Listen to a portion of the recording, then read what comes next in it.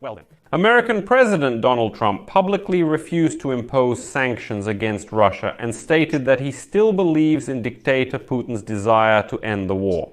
But in fact, many experts are already hinting that additional sanctions against Russia would actually hinder the development of American business. And Trump wants to maximize economic opportunities for the United States.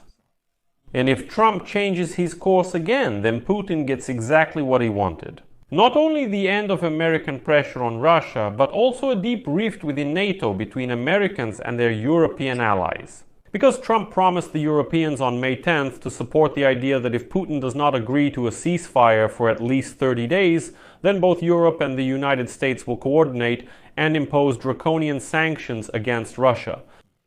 But Trump says that this is not his war, and he has a red line after which he will definitely withdraw from these peace negotiations. In addition, today, the United States Department of State responded to whether they would support Lindsey Graham's draconian sanctions against Russia. If, for example, the Senate goes against the will of the White House and still votes to impose sanctions against Russians. And now, Marco Rubio says that the American president does not want to do this right now and will do everything possible to prevent it, so that the United States Congress would not be able to impose sanctions against Russia at all. My name is Alexei Pecci. Today is May 21st. Let's discuss this topic together. Why does Trump publicly refuse to impose sanctions against Russia? Why does he change his position once again? And what should we do about it? Before we begin, I ask you to subscribe to the channel, like the video, leave a comment, and also subscribe to my Telegram channel. The link to it is in the video description. There we promptly publish news as soon as it comes in. Now let's talk about everything in order. So, recently, the President of the United States of America, Donald Trump, stated that he would not impose sanctions against Russia since there is a chance for progress in negotiations. Quote, "Because I think there is a chance to do something. And if you do that, if you impose sanctions against Russia, you can also make things much worse. But there may come a time when this will actually happen." During his speech in the Oval Office, Trump also told journalists that in a phone conversation he asked the dictator Putin when he plans to stop the bloodshed in Ukraine. I said, Trump says, when are we going to end this bloodshed? When are we going to end this bloodbath? This is a bloodbath, and I believe he wants to stop it. Well, actually, Trump was asked for clarification. Yes, as you asked, he replied. He says, well, I won't comment on this question at all. Well, according to Trump, if he thought he couldn't help, he would step away from these negotiations. Quote, "I'm telling you, bigger egos are involved, but I think something will happen. And if it doesn't, I'll just step back, and they'll have to continue." That's the position of the American president, who used to beat his chest with his fist and shout, "Yes, I'll end this Russia-Ukraine war in 24 hours. Biden is weak, everyone around is weak, only I can win." And I'll emphasize once again, to some extent, similar statements about Ukraine and the Gaza Strip helped Donald Trump win the presidential election. Now he says, listen, well, if nothing happens, I'll just step back, let them handle it themselves over there. And you, I won't use strong language. Those who voted for me, well, yes, I deceived you. If you voted for me because of these factors I mentioned, well, I deceived you. Nothing terrible. Just go on now and be happy with this choice. But how is that? Trump, of course, says that he believes that Putin wants peace. But the New York Times writes that the reasons there are a little bit different. The New York Times reported that Donald Trump, following his talk with Putin, said Russia and Ukraine need to resolve the war on their own. It seems he is planning to distance himself from the peace negotiations. Trump also backed away from his own threats to join the European pressure campaign, which would include new sanctions against Russia. Accordingly, Putin is getting what he wanted. This is not only the end of pressure from the United States on Russia, but also a split within NATO. Here you go, the Europeans are saying one thing while the Americans are saying something completely different. On May 10th, they appear to have aligned their stance. Well, as one of the White House officials stated, the reason is that additional sanctions against Russia would hinder business development. And President Trump wants to maximize economic opportunities for Americans. American officials, in response to criticism, claim that the existing sanctions against Russia imposed after the invasion in 2022 remain in effect. Well, Trump didn't cancel anything, so be happy, that's already good. However, the subtext of Trump's conversation with Vladimir Zelensky and the Europeans is that the era of American diplomatic efforts, new weapons for Ukraine, and economic sanctions against Russia is quickly coming to an end. And then, the New York Times writes, several European officials said that, as they understood from this conversation, they should not expect the United States to join them in applying additional financial pressure anytime soon. Trump has effectively moved on to what, in the opinion of some European leaders, is his real goal: normalizing relations between Washington and Moscow. Again, this is the point I have been making for several months now, that the main idea, both for Putin and for Trump, is the normalization of relations between Russia and the United States. And the issue of Ukraine simply gets pushed to the second, third, or even fourth place. Well, and further.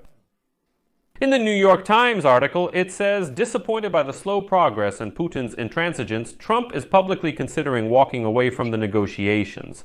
And in his post on Monday, he made it clear who wants to pull the United States out of the negotiations and move on to making business deals with Russia. Trump is eager to help American companies profit from the Russian energy sector and rare earth minerals. Although for now, the United States insists that none of these deals can take place until a peace agreement is reached between Russia and Ukraine. At the same time, according to sources, Putin seems to understand Trump's drive for commerce and steered much of their conversation toward potential economic relations.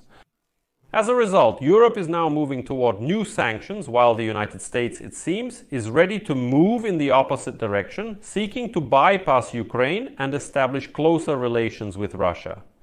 This is exactly the kind of split within NATO that Putin has sought to create and exploit in his own interests for decades. And here is one of the high-ranking European officials who said that Trump, apparently, was never really interested in joining the sanctions against Russia if it refused an unconditional ceasefire. His threats were mostly demonstrative. The United States did not join in the development of new serious sanctions, and Trump just made some threats, promises, but in fact, nothing is really happening. At the same time, disagreements between Americans and Europeans regarding support for Ukraine will most likely intensify at the two upcoming summits. This is the summit in Canada, which will take place in mid-June, and the NATO summit in The Hague a week later. These two summits will show, I hope, and it will become clear to everyone which way Donald Trump is leaning, specifically at these two summits. Because there, they won't be able to dodge anymore. And the Americans are already promoting the idea that, listen, after these two summits, some kind of final communiqué needs to be signed. Let's remove from there the phrases about promising support for Ukraine, remove the phrases about Ukraine joining NATO, remove the phrases condemning Russia, remove the phrases about this being an unprovoked war, and remove the phrase about this being aggression against a neighboring state.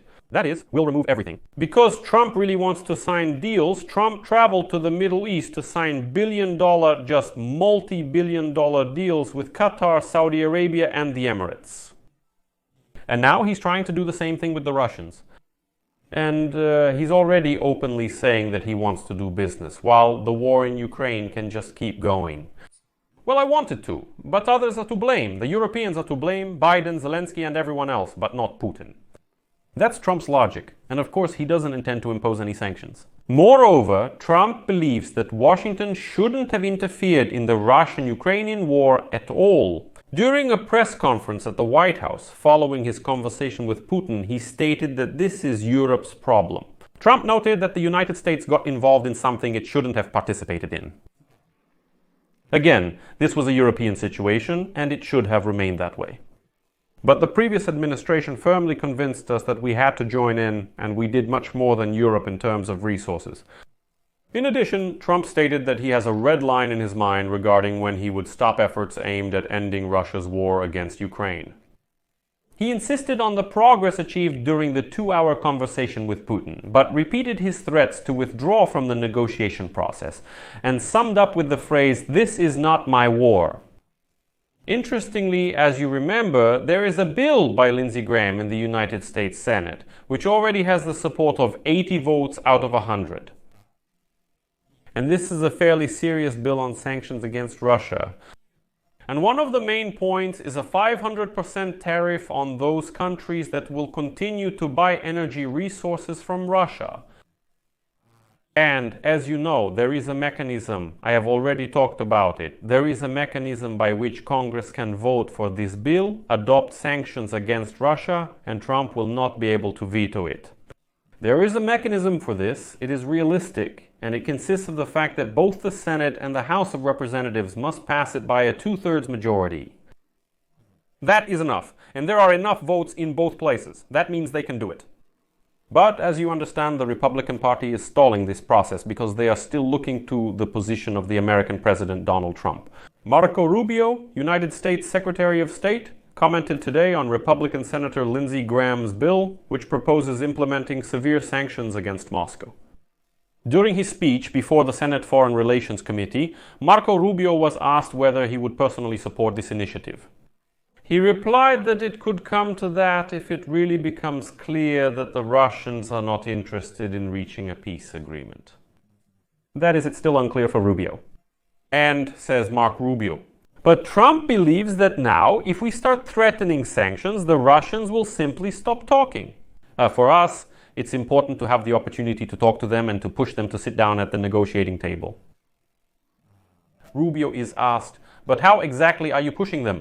But he doesn't answer because there's no way he can explain it. This is just another excuse for why they're not doing it.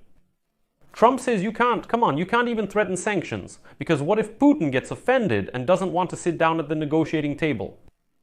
We really need to finally understand whether Putin is actually interested in reaching a peace agreement.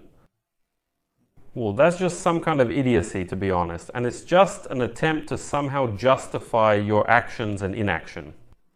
So for now, I'll just leave it at that. Share your opinion and conclusions in the comments under this episode, subscribe to the channel, click the bell, and don't forget to like it if you want to support the work of this channel.